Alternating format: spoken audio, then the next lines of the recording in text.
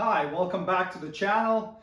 Please remember that while I did work as a dealership master technician for 17 years, I'm currently in no way whatsoever affiliated with any automotive manufacturer. All opinions expressed are my own, and any and all trademarks are the property of their respective owners. Today, I'm going to show you how to remove and replace the transfer case assembly on a 2010 Toyota Tundra. Remove these two 12mm head bolts holding this little protective heat shield on.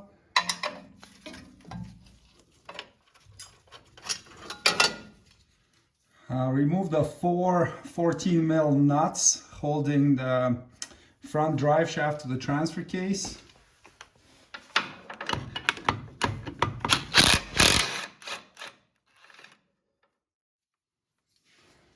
There's also a little washer behind each of the nuts, so just take those out right now so you don't forget and lose them later.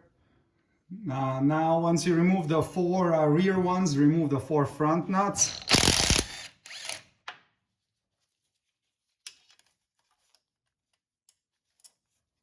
And just keep rotating the drive shaft and taking them all off one by one. It's usually stuck pretty tight to the flanges on the transfer case and front diff, so I use a big punch and there's a nice convenient spot there and give it a tap until it's loose. And you can do the same in the front.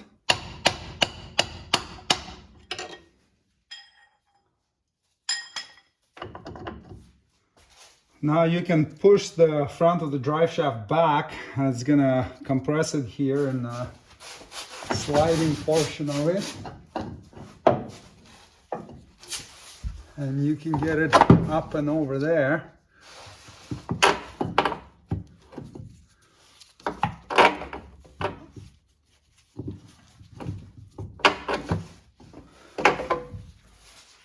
It's a pretty tight squeeze, and watch out for this wire for the crankshaft position sensor so you don't rip it off, but there's just enough room to slide it through there, and then you can take it out. You'll need to put the transmission in neutral, otherwise you won't be able to turn the rear drive shaft to unbolt it. I have the battery disconnected, so we'll pop the shift interlock cover off, and then you just need to stick a screwdriver or something in there and shift it into neutral.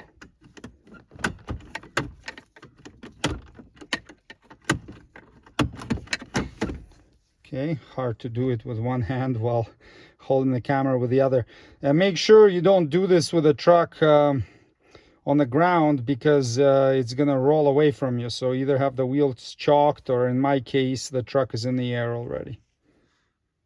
I have the exhaust off on the truck right now, but it doesn't matter. You don't need to take it off to do the drive shaft. It's not in the way in any way. Remove the two 12mm head bolts to get this cover off for better access.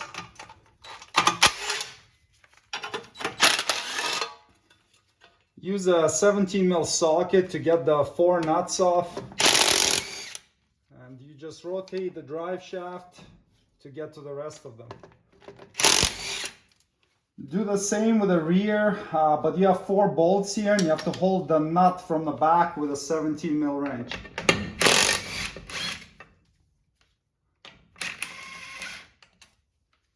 It will usually be stuck at the flanges here. You can just use a pry bar and press between the end of the shaft and the flange. Make sure you don't stick it in too far and hit the grease nipple with it, or the rubber boot there.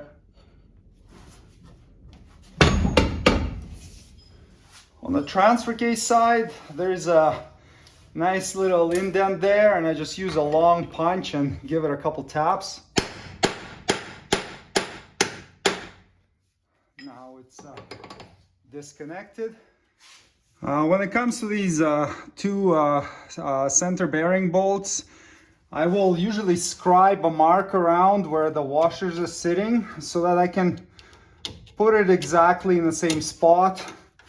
The manual will give you very detailed instructions on how to set the angles correctly, and it's pretty involved.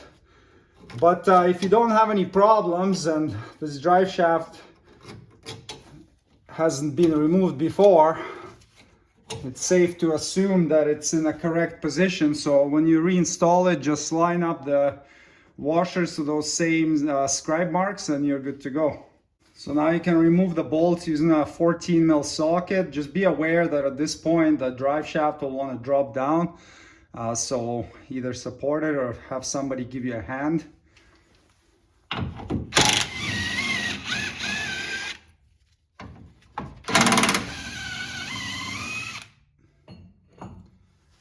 Be aware that some of them have a washer in between the flanges here from factory. So if you do have washers there, don't lose them. You'll need to reinstall them back to get the proper drive shaft angle. And now you can get it out of the vehicle, and just don't let this slip yoke overextend too much so it doesn't pull the boot off one side.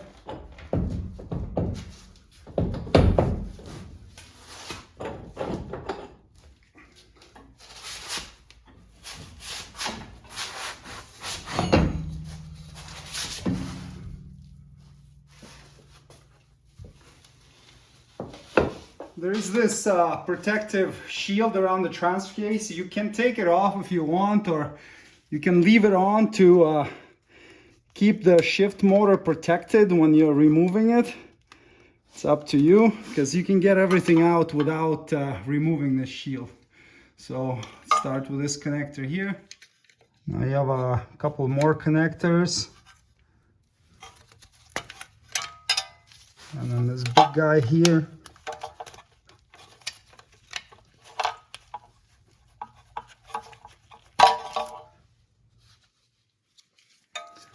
This clip, harness clip, and then this vent hose. And now you can get this harness out of the way. And then you've got this other harness clip, and this one more vent hose right here. And one harness clip back there. Okay, that's it for the transfer case wiring. There are a total of 8 bolts holding the transfer case to the transmission. 3 of them are here from the transmission side, and the other 5 are from the opposite side. You can see 3 here, and then there are 2 at the very top above. So what I usually do is I remove 6 of the easy to reach ones, and then I leave 2 holding it all together before I drop the cross member down. Now that we got most of the bolts holding the transfer case out, you can remove those 4 14 mil head bolts holding the transmission mount to the cross member. You can now remove these 4 17 mil head nuts. Do not remove the bolts though. The bolts are still holding the cross member, so just loosen the nuts for now. And you can get the nuts off. And you can get 2 of the bolts out. Leave 2 still holding the cross member.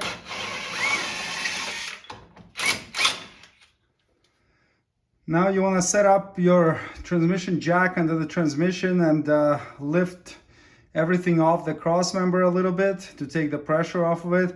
There are a couple ways of doing this. You could also use like an axle stand under the transmission and then use your jack to take the transfer case out. But because the transfer case only weighs about 100 pounds, me and my buddy will hand bomb it out of here.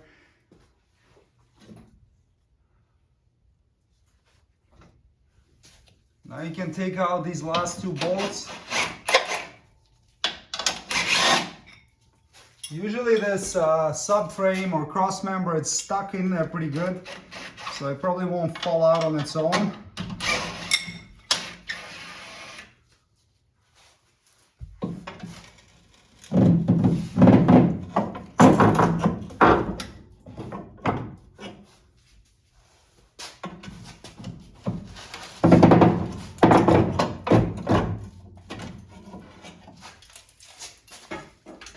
And now the last two bolts holding the transfer case can be removed, and then it can just slide straight back out.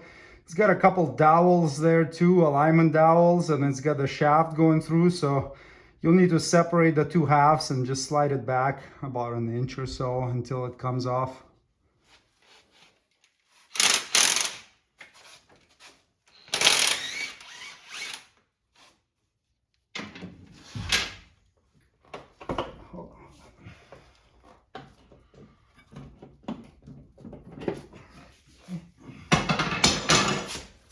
Okay, don't smash your head when it pops back. We can just set it down then. Nice work, my friend. Still got it. Still got those guns, eh? With the side of the transfer case, you don't want to have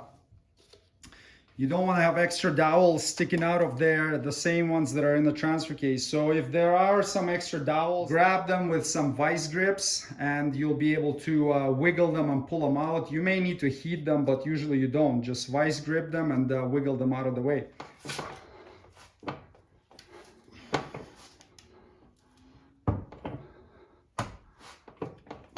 Oh, I felt that.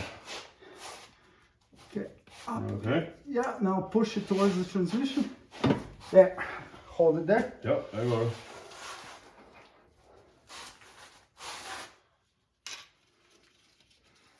We have the gun somewhere.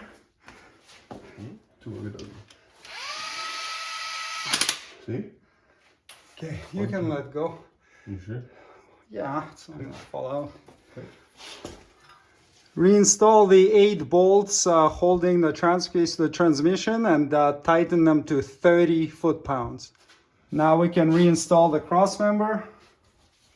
It might need a little persuasion with a mallet to get it in.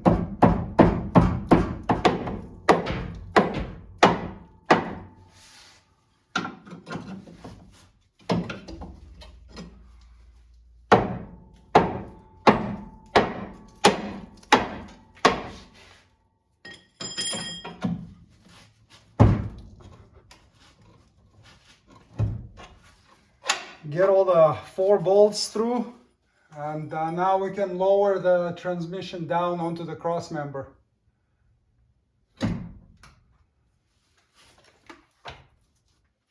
Install the 4 nuts and tighten them to 81 foot-pounds. Install the 4 bolts inside the cross member and tighten them to 12 foot-pounds.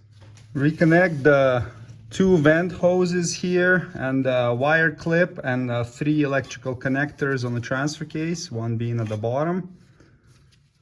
Reinstall the front drive shaft same way we took it out. Make sure that the rubber boot on it here points towards the rear of the vehicle, and then install the 8 washers and 8 nuts and then tighten them to 59 foot-pounds.